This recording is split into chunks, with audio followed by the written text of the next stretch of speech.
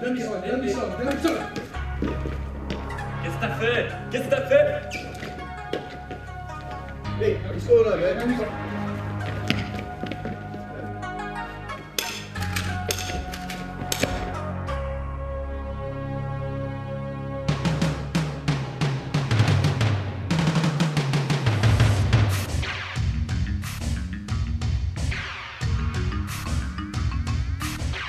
So I heave ho, then I lean back and I carry him out. And it's a very easy drag. Thing fast, I'm moving in and I'm going for the eyes.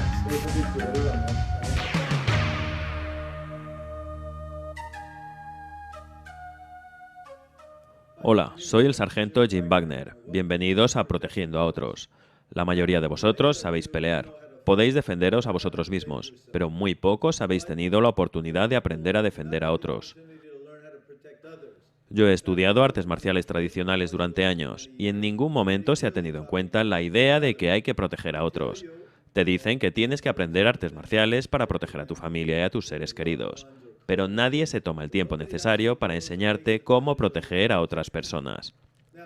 He trabajado para las fuerzas de la ley y en distintos cuerpos del ejército durante 3 décadas. Cuando trabajaba en el departamento del sheriff en Orange County, era el jefe del equipo de trabajo que se encargaba de proteger a las personalidades que llegaban a la ciudad. Mi trabajo era proteger a diplomáticos, estrellas de cine, incluso proteger al sheriff en algunas situaciones. Especialmente tras el ataque terrorista del 11 de septiembre de 2001, mi trabajo ha consistido en proteger a oficiales de alto rango en California. Además, he tenido la posibilidad de trabajar como guardaespaldas en el sector privado, en periodos en los que no tenía que trabajar con las fuerzas de la ley.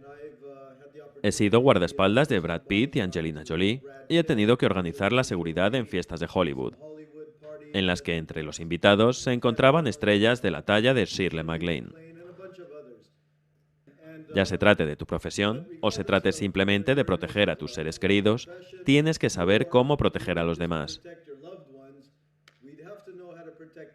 Es estupendo saber pelear y defenderse, pero ¿qué pasa cuando tienes que saber proteger a gente que no sabe pelear?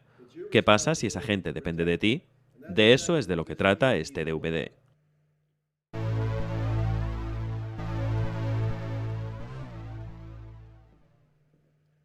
Para ayudarme en este DVD está el director de mi sistema en Francia, Christophe Bess. Hola, soy Christophe Bess. Tuve la suerte de introducir el sistema de protección personal basado en la realidad de Jim Wagner en Francia en 2005. Para más información, no dudéis en contactarme. También me va a ayudar Fabrizio Cappucci. Hola, soy Fabrizio Cappucci, director para Italia del sistema de protección personal de Jim Wagner. Para más información o cursos, no dudéis en contactar conmigo.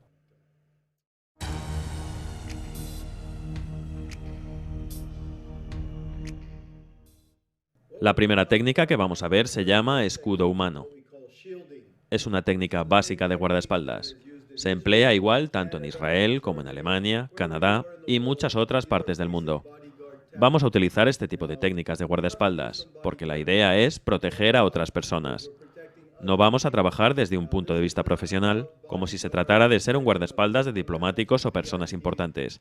Se trata de proteger a personas a las que queremos, o personas a las que queráis alejar de una situación peligrosa. Ahora yo voy a proteger a Christophe, y Fabrizio va a hacer de agresor. Lo que vamos a hacer es lo que se llama escudo humano. Nosotros vamos a ir andando, y el agresor va a venir hacia nosotros de forma hostil. Te estaba buscando, dame el dinero.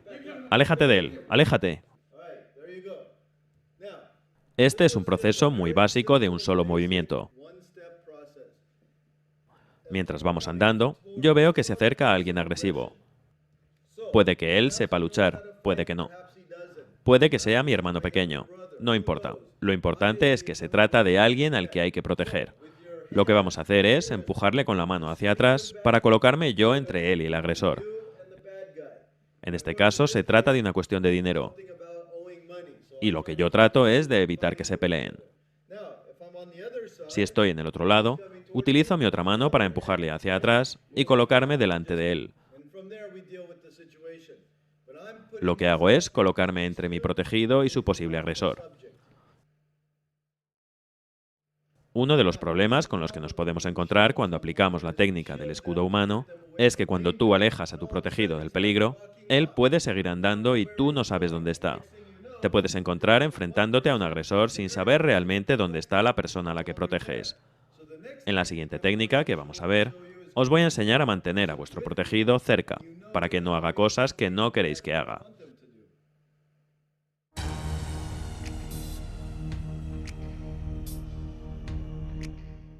A esta técnica se la conoce como agarre de gaita. En Escocia y otros países en los que es típica, tocan la gaita agarrando dicho instrumento de esta manera. Del mismo modo, vamos a agarrar a nuestro protegido, para tenerlo junto a nosotros. La técnica sería así. Vamos andando y veo que una persona hostil se nos acerca. Yo voy a agarrar así a mi protegido para tenerle controlado. Vamos a ver lo que he hecho. Vamos a volver a la posición inicial.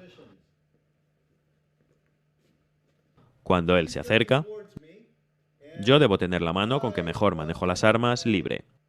Por ejemplo, si soy diestro, desenfundaré con mi mano derecha si llevo una pistola o un cuchillo. No quiero tener esta mano ocupada. Me coloco delante suyo, agarro su mano derecha y la sujeto contra mi pecho. Cuando el agresor se acerque, yo podré controlar a mi protegido, que sé que está detrás de mí. Si el agresor se mueve hacia el otro lado, yo siempre podré ponerme entre el agresor y él. Yo sé que no se va a ir a ningún lado, porque le tengo controlado. Si el agresor se acerca, podré moverme hacia atrás, hacia la salida. Lo bueno de esta técnica es que como tenemos al protegido agarrado, podemos ir donde queramos. Esta técnica funciona bien si se trata de un hermano, de nuestro padre o un compañero de trabajo. Pero ¿qué ocurre si se trata de un niño? Si estamos con un niño que no es muy alto, un niño de 5 o 6 años, no podemos agarrarle de la mano. Entonces lo que haremos será lo mismo, solo que sujetándole por el pelo. Le pondremos detrás nuestro y nos moveremos con él. Puede que empiece a llorar y seguramente estará asustado, pero estará a salvo y tú podrás protegerle.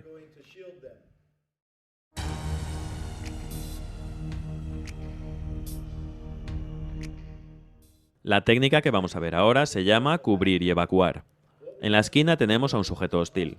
Imaginaos que tiene en la mano una botella o piedras. Para esta demostración, vamos a estar a corta distancia, debido al espacio. Pero en una situación real, la distancia normalmente será mayor. Una distancia desde la que nos puedan arrojar algo. El escenario puede ser un pub, un bar, un concierto de rock, cualquier sitio que os imaginéis. Y voy a estar aquí con la persona a la que quiero proteger. Y este tipo de allí nos va a tirar cosas desde el otro lado. ¡Vámonos! ¡A la salida! Lo que habéis visto ha sido el típico movimiento de evacuación. Ahora lo vamos a ver paso a paso. Lo primero que hago es colocar mi mano sobre su cuello y mi otra mano en su estómago. Voy a utilizar su cabeza como si fuera una flecha y con mi otra mano voy a doblar su cuerpo mientras le giro hacia la dirección a la que quiero ir. Yo estoy haciendo de escudo humano, protegiéndole de cualquier objeto que venga hacia él. Doblo su cuerpo para que sus hombros queden justo debajo de la altura de mis hombros. No tengo que hacer que se agache completamente. Mi mano está cubriendo su nuca, protegiendo su médula espinal. Con el brazo protejo su espina dorsal. De esta manera evito que pueda sufrir una lesión grave. Además, voy a poner mi cuerpo delante del suyo, mientras le voy a ir dando instrucciones. Vamos, vamos, ve hacia la puerta. Es mejor no hacer correr a alguien sin que sepa dónde va. Es muy confuso. Así es como se evacúa a alguien. Vamos a hacerlo otra vez, pero de forma un poco diferente. Como veis, Christophe y Fabrizio están detrás de mí.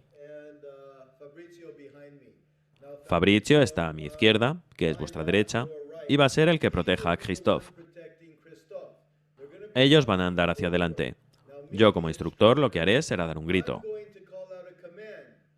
Lo que gritaré será arma a la izquierda, o arma a la derecha, o arma delante, o arma detrás. Se usa la palabra arma cuando se trata de proteger a alguien, porque cuando estás en un grupo de gente, oír la palabra arma te alerta del peligro. Cuando se trata de evacuar a alguien, te da igual que se trate de una pistola, de una granada o de una tarta casera. Lo que vas a hacer es alejar a la persona del peligro.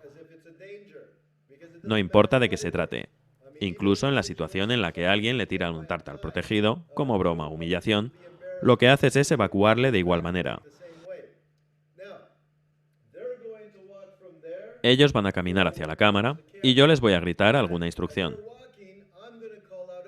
Arma a la izquierda, arma a la derecha, arma delante, arma detrás. Fabrizio no sabe cuándo voy a gritar. Él tiene que andar, y en el momento en que yo grite, dirigir a Christophe hacia la dirección opuesta. Así es como funciona esto. Por supuesto, hay que entrenarlo antes. Vamos a verlo. Empezamos. Arma a la derecha. Eso es. Vamos a verlo otra vez. Esto tenéis que practicarlo mucho, porque tenéis que aprender a hacer bien el giro. El protegido no colaborará mucho, porque se quedará pensando ¿qué es lo que pasa? Empezad a andar. Arma detrás. Perfecto. Vamos a ver el mismo ejercicio otra vez, pero añadiendo un poco más de dificultad. Lo primero que necesitaremos será la protección para los ojos. Vamos a usar las gafas protectoras para este ejercicio, porque no queremos que nadie resulte herido. Cuando entrenéis este ejercicio, por favor, usad protección ocular. El atacante usará una pistola de aire comprimido que disparará proyectiles de 6 milímetros. Este tipo de armas funcionan como una pistola real. Tienen su cargador y las tienes que cargar. Ya tengo lista mi arma letal. Coloco el arma en mi cinturón y me pongo mis gafas protectoras.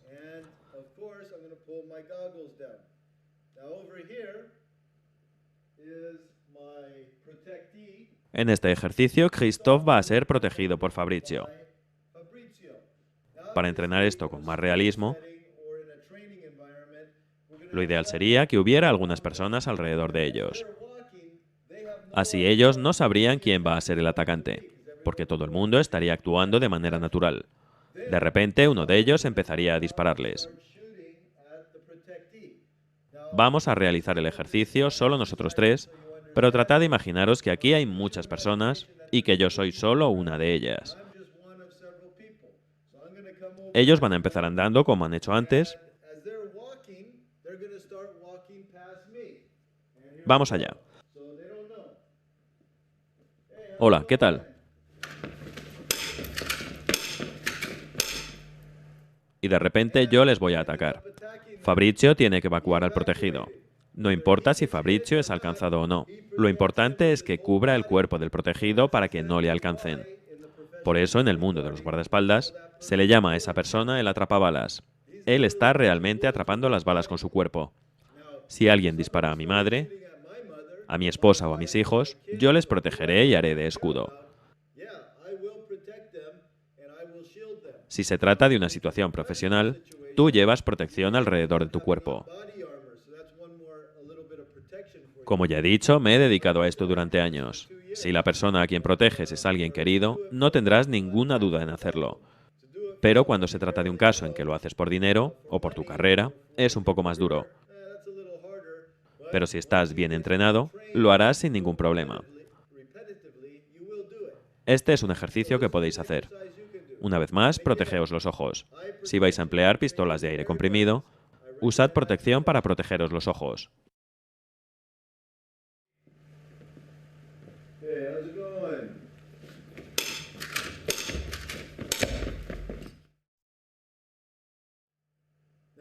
Este último ataque ha sido improvisado. Yo he atacado y ellos no sabían cómo iba a atacar. Simplemente reaccionaron al ataque que venía de esa dirección. Pero fijaos, él tiene una marca de un balín de plástico aquí en el brazo. Y también tiene otra en el estómago. Por tanto, vemos cómo ha sido alcanzado. No ha sido bien protegido del todo. Fabrizio lo ha hecho lo mejor que ha podido, pero el atacante ha sido muy rápido. Con la práctica iréis mejorando, pero proteger a alguien de un pistolero es muy difícil. He visto a diplomáticos e incluso estrellas de cine asesinadas por gente armadas con pistolas. Cuando llegas a este nivel, tanto para proteger a personalidades como para proteger a seres queridos, la técnica es la misma.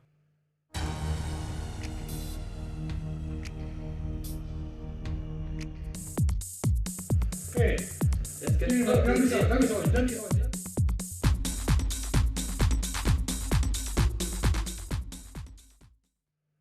Ahora vamos a ver las técnicas de desarme. Primero veremos el desarme y después veremos cómo actuar cuando estamos protegiendo a alguien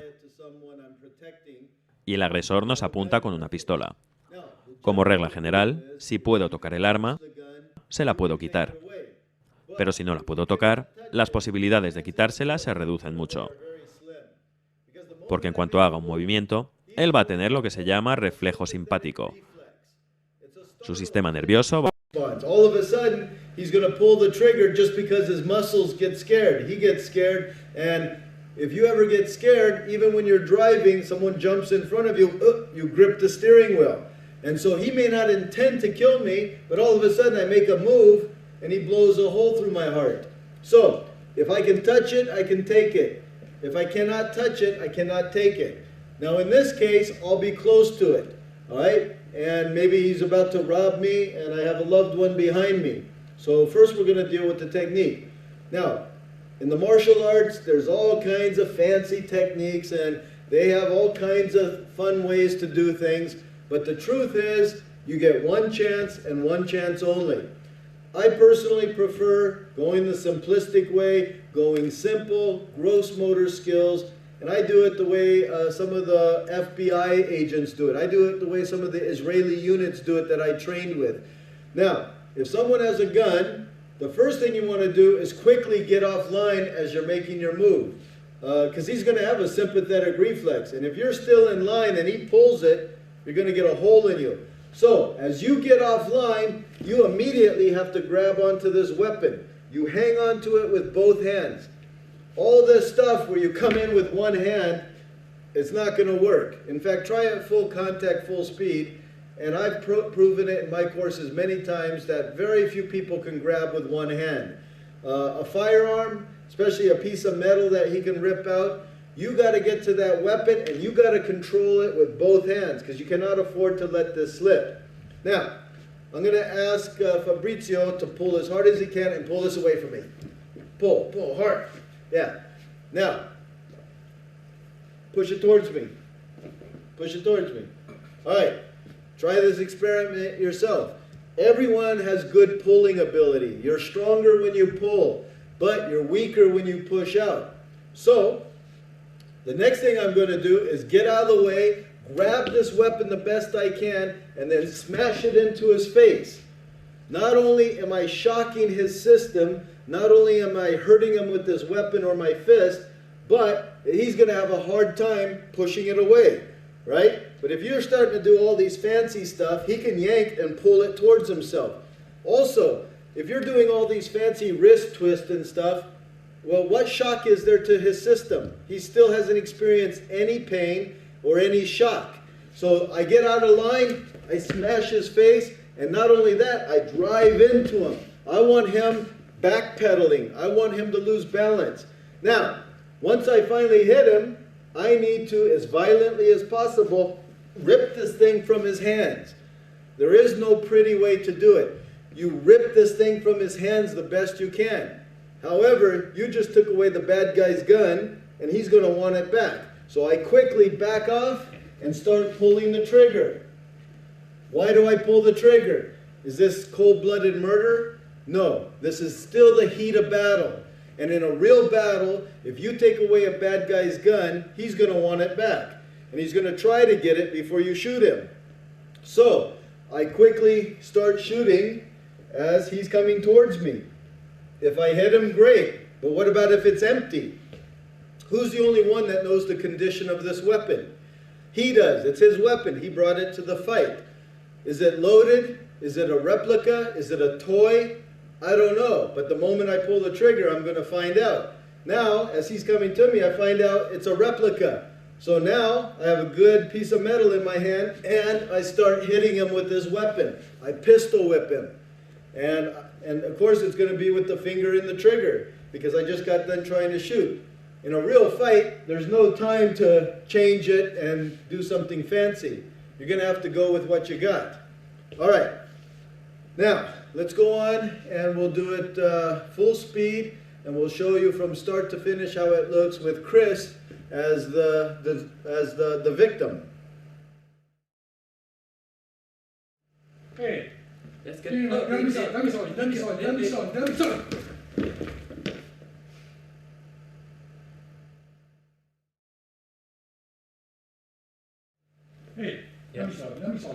don't want any problem.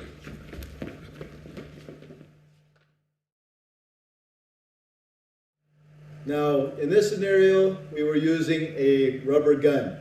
And this one is just a very generic gun. Now, this has a thick piece of trigger guard around it. And I told them when they were doing the exercise, hey, do it realistically, but do not put your finger in the trigger, because you could get your finger easily broken. So, if you have a gun similar to this, just cut the trigger guard off. Or some of you are using hard plastic or wood. You don't need a trigger guard, or else you're going to get your finger broken. On the other hand, if you have soft rubber, you could just cut into the trigger guard and the finger will slip out. Now, if you do train like this, or perhaps you're training with a real weapon, just, going through the motions, then grip the weapon like this and then do it. For the bad guy, you don't need your finger on the trigger, or you're going to get it busted. And that's just a little safety advice. Now let's move on to something else. Now, in martial arts schools, they practice all the time. Bad guy coming up to them, pointing the gun, they take away the gun. But again, the whole purpose of this DVD is to deal with people that you need to protect. Now in this case, I happen to be the victim, and Christophe here is going to be the good guy. He's going to be protecting me, because maybe I'm a person that doesn't know how to fight. So this is where the training starts becoming more realistic, because he's going to jump in and he's going to move. So I'm here, we're talking, and the bad guy approaches. So qui a gagné le match? Hey, what's going on? Let me start. Okay, and as you can see, although the gun is not directly at him, he still feels responsible for my safety and his own safety. So set up some scenarios where you're not the one that is getting attacked. It's someone else getting attacked, and you jump in and you fight. Because you're going to find out the angles are slightly different. The movement is a little bit different. And of course, that's what's going to make you better at protecting people. Hey, what's going on, man?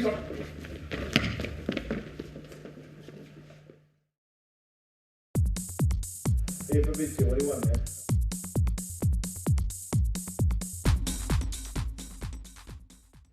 The opposite of forward attack is a rear attack. This time I'm the bad guy, and I have a gun to the back of this guy's head. He's my victim.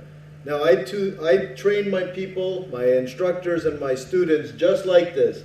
But this time I have an air gun in my hand. And I put this air gun right up against their neck or right up against their back. Now, if he makes a move, I'm going to have a sympathetic reflex with my finger.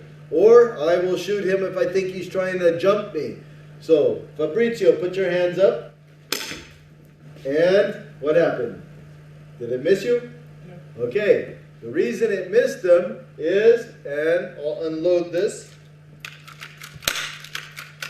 is as I was talking, and he knows, he suddenly shifted his weight and pivoted on a foot and hit my hands away. Go. And by the time I fired, it had missed. All right? So, many people put rubber guns behind people's back, and rubber guns will not have any consequences. They don't tell you the truth. If you really want to know if someone knows how to knock that gun away when it's in their back, Well, there's got to be a consequence. And when you have a sympathetic reflex, or you shoot because he's trying to do something to get the gun, boom, you're going to feel it. And of course, when I'm in a class where I'm teaching people this for the first time, 80% of them get shot. And that's even black belts who thought they knew how to do this. So the trick is, I'll let him do it to me. You have the weapon here, and you hold it to the back of my head. The trick is, as the person, and he's the bad guy, and of course I have someone I'm protecting here, you got to also be aware, this guy could blow your head off at any moment. So you start saying, oh, what do you want? What do you want? And as he's talking or he's making demands, don't take a step. A step is too slow. What you need to do, the moment you put your weight on one foot, you need to quickly pivot, and as you pivot, your arm quickly is going to hit the gun away. Now, if he has the gun in the lower back, obviously I can't go that way, so now as I pivot, my arm has to be lower.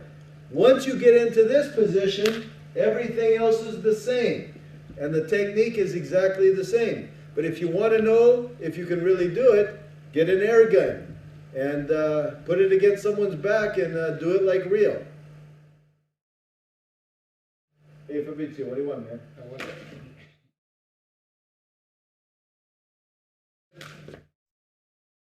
So then after that, he went over to Gloria's house and he bought the tickets. Hey, give me your money. Give me your money. Give me your money. Give me your money.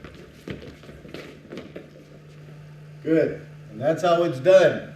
He didn't waste any time, and both of us are in the same situation. And of course, if he makes a mistake, I'm going to be dead too. His actions are going to affect me. Now, even though I was not the direct victim, I'm obviously next in line. So this is good because he's distracted. We're setting up a scenario where he was talking with me. Bad guy suddenly makes a turn and puts a gun to the head, and that's how it is. So you don't have much time to think about it, and that's exactly the kind of scenarios you should be doing. So Gloria was over there, she went to the guy's house, didn't see what he, whoa. What do you want? What do you-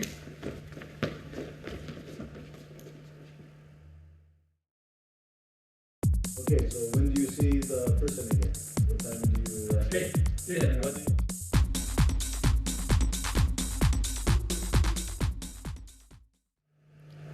Udo and I did 2 DVDs. The first one was the Jim Wagner reality-based personal protection metric striking and blocking system with the arms. The second one was with the legs. And the reason why I call this the metric system, as you know, there's only 10 ways to attack somebody. There's only 10 ways to shoot somebody, only 10 ways to punch. What are those directions? Forward, back, horizontal, left and right, vertical, up and down, and diagonal, 4 different directions. So whether I'm shooting somebody or I'm hitting somebody, it's going to fall in one of those 10 angles. There's not thousands of techniques like people think there are. Oh yeah, you can do a lot of different things, but it all boils down to when it finally hits its target, there's only 10 ways. So the way I've been doing this DVD with gun disarm is we started with an attacker in the front. What's the opposite of front? Behind. And you deal with attacks from behind. What's next? Well, the next primary angle is left and right, or the horizontal plane. So all of a sudden, I'm here, and a bad guy comes up to me horizontally, and he suddenly puts a gun to my head, right? Oh, nothing's going to change. It's going to be the same technique. The only thing that's going to change is when he comes up to me, I have to push it out of the way. Now, in this case, my hands are in front of the gun. I'd rather push it that way, but that's not the way it's going to be. Now it's more economical to push it that way and then go for it. If he has it low to my gut, all right, well, now getting my hand down there is not economical. So I got to go with what I've got and get this thing and grab it the best way I can. There is no perfect grab. It could be this way, it could be that way. There's a lot of different ways, 10 different ways he can approach you, and at that moment, you go with whatever you have. Maybe I'm not happy with this grab, but at that moment, that's what I have, and I go with it. I do the best I can. So, we have horizontal attacks. And, of course, he's going to go low, he could go high. He could go on my left side, or he can go on my right side. So now we're going to do the same thing and simulate it and bring Christophe into the game. Okay, so when do you see the person again? What time do you... Okay. Yeah, what do you want? Give me your money. Okay, good. That's exactly how you do it. You just keep doing scenario after scenario. We call these micro scenarios. They're not complete scenarios, but we take them at a point in time. He doesn't just show up like a ghost. He actually approaches us, and just about the time we start noticing this person, boom, the gun's in his head. And on this particular one, it's on his side. So, don't do the, he's in front of you, he's on the side of you. Set up mini scenarios, micro scenarios, and then, of course, it adds a little more pressure, because if Christophe fails, again, I'm going to get shot.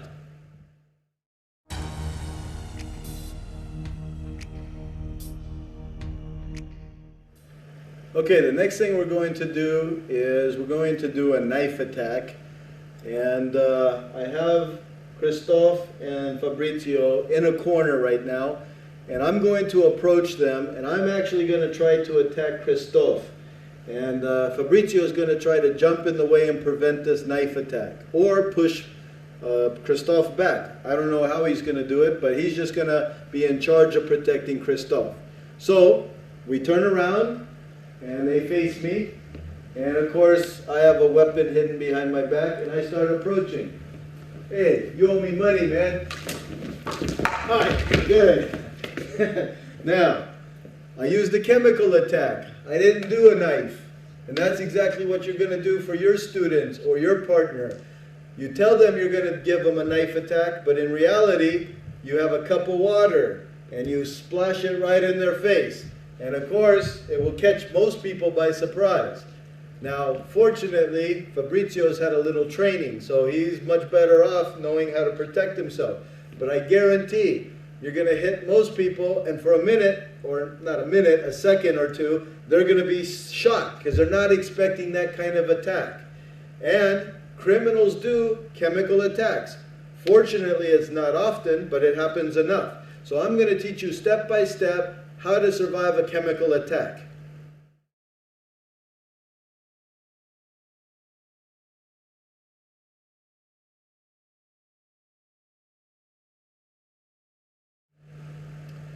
Now I'm going to be the victim this time, and Christophe is the attacker. And he's hiding a weapon behind his back, and I don't know what it is. Now obviously, it could be a knife, it could be a chemical, and obviously in this particular demonstration, it's going to be a chemical. And we use water as a simulant. And he's going to come up and try to get me square in the face. And I'm going to show you the best you can on how to prevent it. So I'm going to just go through at normal speed, and then after that, I'll tell you step by step what I did. So here's a guy approaching me. Hey, how can I help you? What's going on? No. All right. Now, if you look, most of the chemical or the water is on my arms and on my hands. All right. I have a little bit in my hair, a little bit on my face, but fortunately none in my left eye, none in my right eye, except it's coming down a little bit. Now here's what you got to do. And of course, a chemical attack is just a prelude. They spray you, or they pour battery acid in your face, or whatever the chemical is using, and then that's when the real attack follows afterwards. So, as he was coming towards me, I teach all of my students, when an unknown person is coming towards you, just talk with your hands and look natural. Because even if he takes a swing at me, my arms are there. Or he comes at me with a knife, you're there and protected. Because if my hands would have been down, he would have got me good. So talk with your hands. Then, human instinct takes over. Anytime someone tries to throw something at you, you naturally will react. So when he tries to throw something at me, I reacted. And fortunately, most of the chemical catches my arms. Now, as I'm backing up, I take my left bicep put it in my eye, and wipe. I take my right bicep, put it in my eye, and wipe.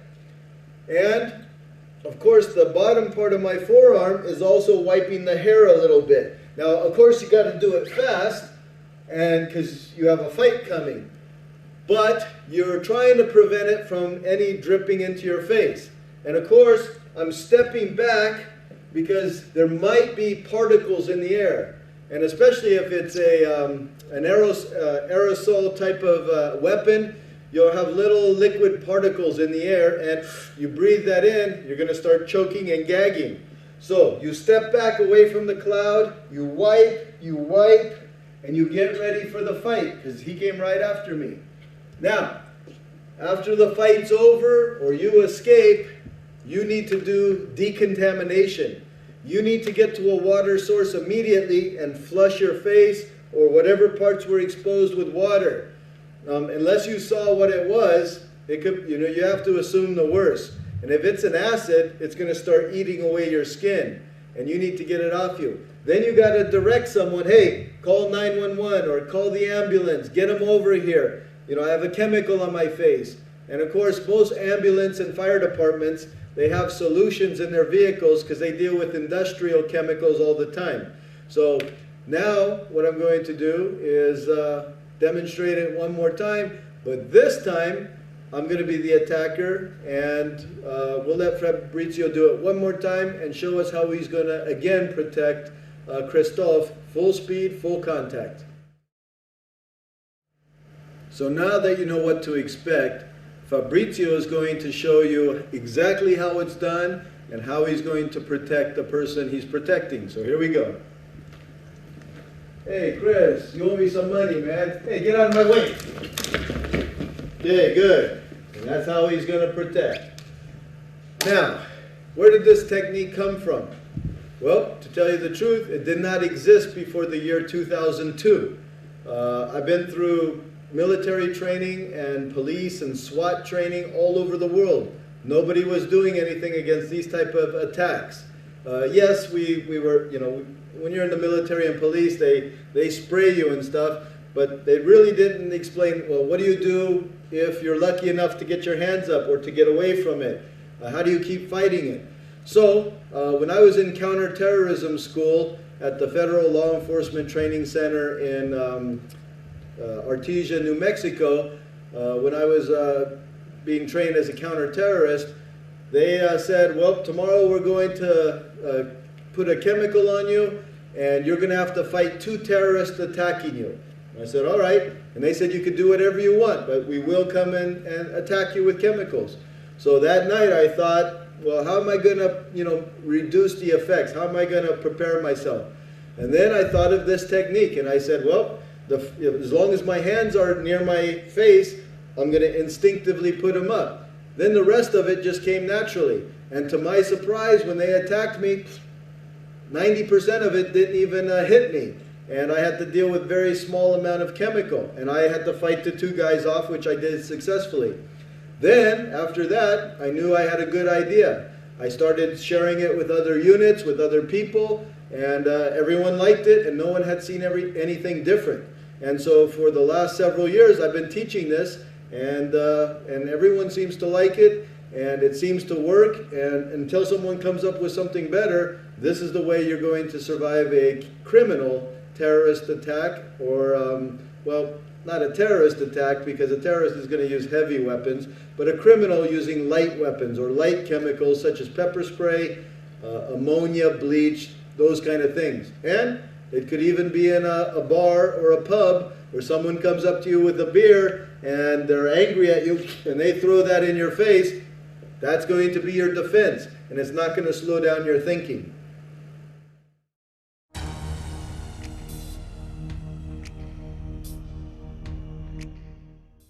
In my hand is a rattan stick. And it's a real stick, it's hard, and of course, what about if somebody comes at you with a stick or a crowbar, or they come at you with a pipe or a police baton? This obviously is an impact weapon. It can shatter bones, it can break your skull open. So, Christophe is my victim, and he's going to try to disarm me, and I'm going to go very lightly. You ready? Now, he doesn't want to come in. There's no way he's going to come in because I told him I was going to do it light, but now he sees I'm swinging it full. There's heavy consequences if he misjudges. Now, eventually he's going to run out of room. And so what do you do then? What do you do when someone's attacking you and you have no more place to retreat? You got to go in. So, let me explain this to you. The most dangerous part of the stick is where? It's this area here. Now, let's say your stick is going at 120, 150 kilometers an hour. Well, your arm, the whole stick is going at 150 kilometers. However, because what we call the long arc, because the long arc is traveling more of a distance than the short arc is here, you have more energy buildup. And so therefore, the last few centimeters of the stick, that's going to have the most energy. And of course, if he comes in and he misjudges, I can shatter bones with this. So nobody in their right mind wants to move in on this. However, at what point, if I did have to move in, at what point do I finally move in? I mean, this is, do you do it now? Do you do it now? And I'll tell you when. He's going to go at slow motion, very slow. And stop. Go back. Once you see the stick, now obviously this is going to be super fast. Once you see the stick right in the center, that is when you make your move, because right when it's there, it's passing by, and you're going to make your move. All right? Now, just to show you, I'm going to drop my hand when I think it's the center. Now you'll do it fast. Okay, good. So I can see it, even though it's a blur, I can pretty much tell when it's in the center. Now I'm going to be backing off, but at some point when I run out of room, I've got to move in, and I've got to go for this person. Now, obviously, I'd rather, if he's coming, I'd rather get hit with the short arc. I'd rather not get hit at all, but if I do get hit, at least if I move in, it's the short arc. And are you going to do some punching? Are you going to do some kneeing? I don't think so. If you remember my other DVDs, we have what we call the use of force ladder. And when someone's coming at you with a stick, that's considered deadly force. He is using force that is going to seriously injure or kill me. What does the law allow me to do? Well, the law allows me to protect myself, and I can use the same amount of force. And if he's trying to seriously hurt me, legally I can seriously hurt him or kill him. And so, instead of doing these martial arts punches or boxing or sport martial arts, I got to think about level number 4. Level 4 is, I better stop this person with lethal force or deadly force. So when I finally see that thing pass, I'm moving in and I'm going for the eyes. Or I'm moving in and I'm going for the throat. So what if I break his nose? So what if I hit him in the groin? If he swings again and hits me, that could be it. But he's going to go down if I go for the eyes or throat. So I'm focused. And even if I come in and he shatters one of my arms, it's going to hurt, but I'm still going to go for my objective. All right, so now what we're going to do is we're going to bring in Fabrizio, and we're going to use, obviously, a safe training weapon. You don't want to use a real stick. I mean, you could if you're going very light and you have some protection on, but we're going to use a padded stick, and we're going to go at half speed, and even at half speed, it's not easy. And we're going to do it and show you that it can be done. And of course, Fabrizio is going to be protecting me, and if he doesn't succeed, I'm next in line. And then of course, Christophe is going to be the bad guy. So let's see how it looks. Qu'est-ce que t'as fait? Qu'est-ce que t'as fait? Good. And that's exactly how he did it. And this is not planned. We didn't prearrange this. Fabrizio just went when he thought it was his turn. And of course, if he would have been hurt, I would have been next. That's how you protect somebody.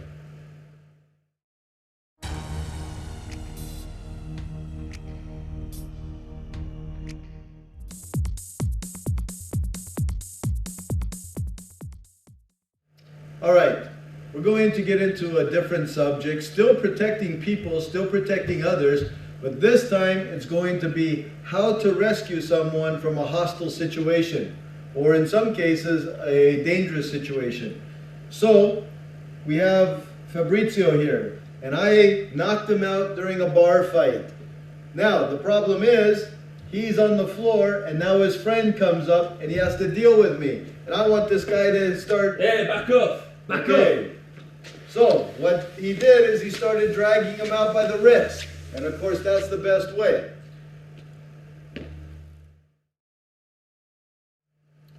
So, what he did, or what Christoph did, was a wrist drag. And now, over here is Fabrizio. He's down. Now, there's a lot of ways to drag somebody out, but the easiest way and the simplest part to grab onto is his wrist. It's small, it's easy to do. Now, of course, when I drag somebody out, he might be bigger than me. So I need to lean back, pull, and maybe if he's too heavy, just lean and let gravity take me back a little way and then come back up again. Now, he's not going to give you assistance because he's unconscious. So I lean back and lean forward. Lean back, lean forward. Now that's if you can't handle his weight, and if he's heavier than you can deal with. Now if he's lighter, okay, you just keep going. But Christoph had no problem and got him out of the situation. So that's a wrist drag. Let's look at the next one.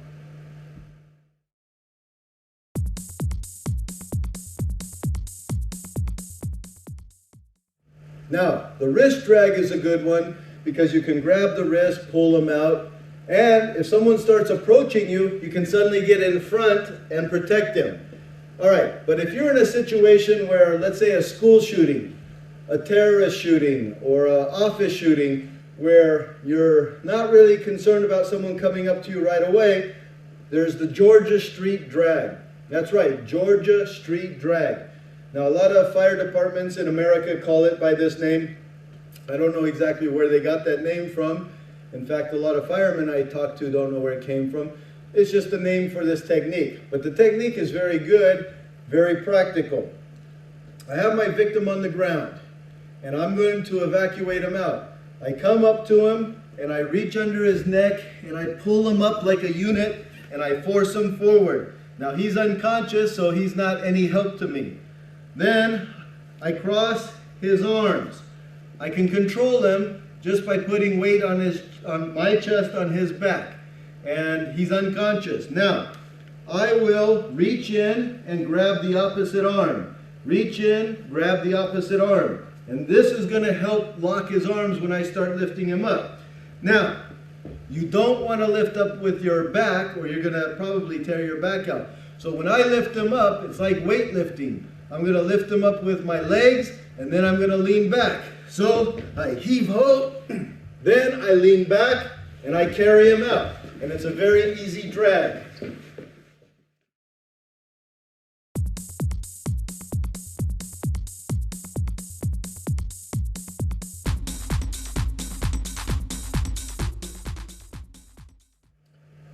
Now, let's imagine this is a wall in front of the victim.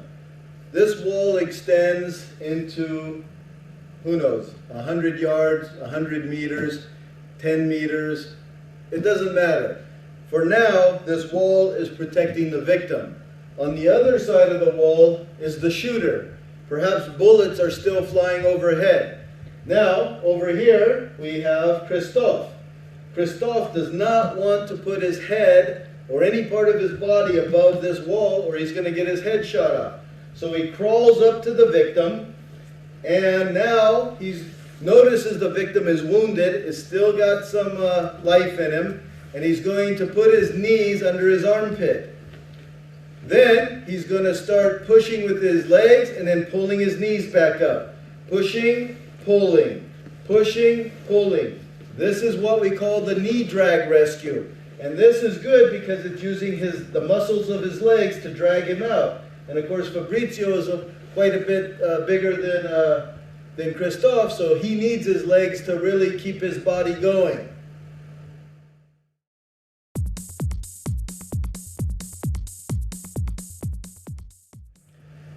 Now, in this next technique, it's a little harder because in the last one, he had enough room to sit up. But now, let's imagine a wall this high. Or it could be a plant, or it could be some trash on the street hiding them from the shooter over there. Now, what Fabrizio is going to do is he comes up to this wounded person who is unconscious and he crawls up to him. And he can't be higher than this. So he goes on and he sees that he needs to rescue him. So he lays on top of him, and we call this, and you keep low, keep very low, and he unhooks his belt. And he's going to hook his belt into the victim's belt. Now, keep going. Obviously, if the person doesn't have a belt, you're not going to use this technique. But luckily, they both have belts. He hooks back up. Now, we're letting you see this, but in reality, you do this while you're as flat as possible. And now, he puts his hands above his shoulders, and he crawls with them out. So crawl with them out. Just keep going. Push, push. And this is a belt drag. And of course, now he has his hands free as well, and off they go. So it's a good technique. It's one that works. And of course, that's how you can even rescue someone who's heavier than you are.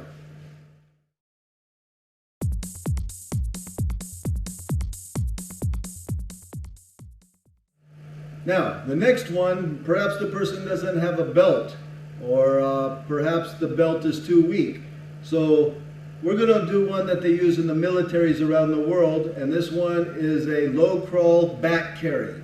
So he's going to do a military low crawl with the victim on his back. Now the way this technique works is the rescuer comes up to the victim, so crawl up to the victim, and he moves up and pushes the arm away, the arm nearest to him. He pushes it away. He puts his back into him and then grabs the arm and grabs as much as he can and hoists him on the back. And he puts the legs in the center and then keeps his hands folded, and then he crawls away with them. It's very tedious, it's very hard to do, but unfortunately, in some situations, this is what you got to do. But I got a better one for you.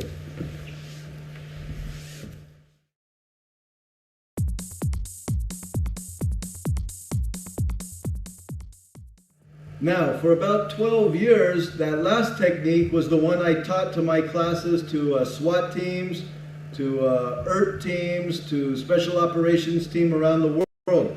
And nobody ever taught us any different, and I've trained with thousands of people. Then one day in one of my classes, I had a U.S. Air Force pararescue operator come to my course. He's one of those guys that is in special forces where if we lose a pilot behind enemy lines, they drop this pararescue team behind enemy lines and they get the pilot out. Well, one day when he's taking my class, he goes, "Hey Jim, we have a technique that we use, and I think you'll like it and find it easier." Of course, once I saw it, I said, that's it. That's a much easier technique. And here's what it is. He's going to crawl up to him, and he's going to push his arms forward, both of them, so they don't get in the way. He lays on top of him, then puts his arms in the center of his back and holds his arms. Once he finally locks his arms, he's going to quickly roll over and put the victim on his stomach. And now he crawls with his elbows and with his feet, and he gets him out of there. So he's using a lot of leg power, and it's actually much easier. In fact, he could probably not do the first one with Fabrizio, but the second one, this one, he definitely can do.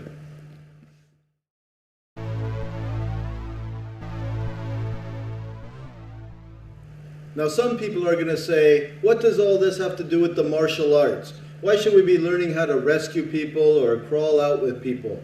Well, the truth is, in the martial arts or war arts, people get wounded, people get shot, people get stabbed. What are you going to do? Just leave them there? Or if your house is on fire, what, you leave your family behind? You need to know how to rescue people now because it's too late to find out during a crisis. This is called post-conflict. This is after a conflict. Yeah, it'd be nice just to worry about how to punch and kick people, But that's not when a fight ends. A fight ends sometimes when you have to drag away a victim. A fight ends when you have to talk with the police or go to court. So this is part of the reality-based system, dealing with victims. So this whole tape, this whole DVD was about protecting others. Now obviously we can't cover everything in one DVD, but I hope I've given you some good ideas. I hope I start giving you a little idea on how to protect people, and you can come up with your own scenarios, your own situations. I hope to see you in some of my courses. I give thanks to Christophe Bess for helping me from France, and from Fabrizio Capucci, who's from Italy, come all the way to Spain to make this DVD. And it's an international organization, and we'll see you in your country.